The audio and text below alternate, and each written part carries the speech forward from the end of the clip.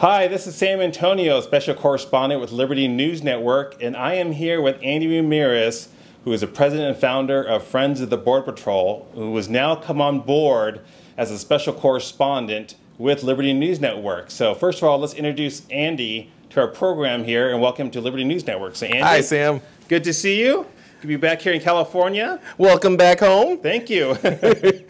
Well, Andy has a lot of qualifications and history and experience when it comes to border security. So first of all, let's talk about Andy, about his qualifications, his background. So Andy, a little bit about yourself, your background, where you were born, where you were raised, and where you went to school. Well, I'm a third generation American of both Mexican and Spanish ancestry, as well as a little Italian. My father was actually born in El Paso, Texas, which right now is rather ironic given some of the violence that's taking place along the U.S.-Mexico border, especially in the El Paso Juarez region. Mm-hmm. My mom is from East Los Angeles. I'm a third and a half generation. We're still not sure where the half comes in, but we know it's 3.5. My parents, or great-great-grandparents and what have you, those that immigrated came legally across through Mexico in Arizona. Of course, the family's been here since. I grew up in the San Gabriel Valley, which is just to the northeast of Los Angeles. Mm-hmm. As you know, it's a very hot area, yes, but it's considered a hotbed due to a lot of the activity that's taken place. It's heavily Latino. In fact, Gloria Molina is the long-term LA County supervisor, yes, out there, and so that's led to a lot of issues. What most people don't understand about the area is back in '92, when I first got back into politics, there was a big move among the Latino community to start putting up slates to start taking over water boards and school boards, wow, and city, mm-hmm, councils. And of course, they have since worked on to take seats at the state legislature, mm-hmm, mayors of primary cities like Los Angeles, where you have Antonio Villaraigosa, and as well as the members of Congress. It's been a big movement, but if you ask me, it takes its roots back into what was taking place in Mexico, given the philosophies of many of those individuals, some of whom I've known going back over 20, mm-hmm, 25 years. So what led you to get involved in border security issues? Well, it actually started due to what we saw in California. I ran for the state legislature in 1994. Mm-hmm. I ran for the Office of State Assembly. In a rather well-known race, we actually recalled our assembly member due to his support of Willie Brown, who then had to leave the legislature eventually to become mayor of San Francisco. Mm-hmm. So while it was a win for the state of California, San Franciscans just were stuck with what they already had. But in the course of doing that, I started to see what was taking place. I have multiple sclerosis. I've been disabled since I was 22. Mm-hmm. I was playing ice hockey where I was diagnosed. I just couldn't stop anything as a goalie. And in the course of finding that out, well, now I started going from hospital to hospital to get my multiple sclerosis treated and other things. Yes. And I wound up sitting in these long lines waiting as much as 14 to 18 hours for treatment. Now, what was ahead of me? Well, people who couldn't speak English. As I sat there, of course, they didn't have documentation, so it didn't take me too long to figure out 1 + 1 = 2. And sure enough, there were a large number of illegal aliens. And I was talking with other citizens who were sitting there with the same concerns that I had. We needed medical treatment, but we were waiting in long lines. That led me to start thinking about what was taking place.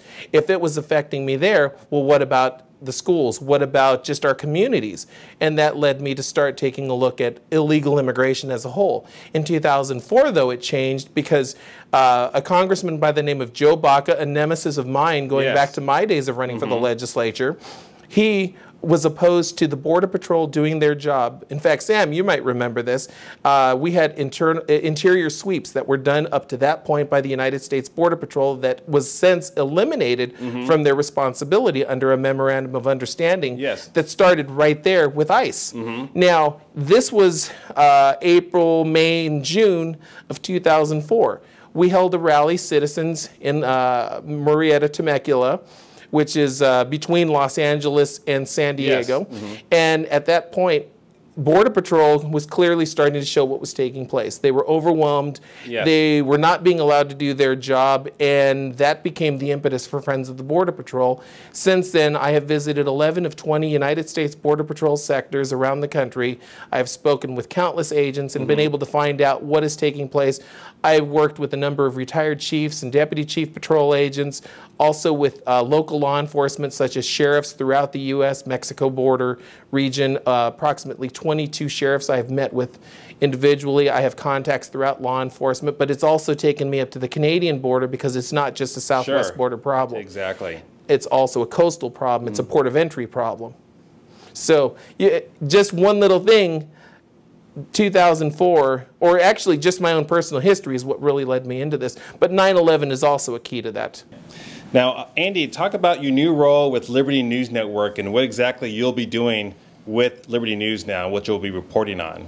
Well, it's going to be pretty much what I've been able to do as a civilian with Friends of the Border Patrol, which is bringing information and material that the American people wouldn't get otherwise. We're talking about security compromises, internal government corruption, border security and infrastructure development, and just getting to the basics of what's happening, not just on the border, but in the interior. Because when we talk about, for instance, United States Customs, what are they responsible for? Well, they're responsible for all ports of entry. That means airports, seaports. So just because we tend to think in terms of U.S.-Mexico or U.S.-Canada border crossing, that's not all there is to it. We also have ports overseas that when a person departs to go to America, they're inspecting for cargo. So we're looking at that kind of information. We're also getting to the basis of what are agents reporting, what do they have to say, and then bringing that to the American people so that they can hear firsthand. Because what they're often finding in congressional testimony is the testimony is pre-scripted. It's staged and stated, and they don't include the facts. They're lying to the American people, and that's one of the things. I hold a rare distinguished record in that aspect. Nothing I have ever reported via testimony, news release, or otherwise has ever been disputed by the United States Department of Homeland Security. And that goes back to 2004. That's quite a record that almost nobody else that I'm aware of can state.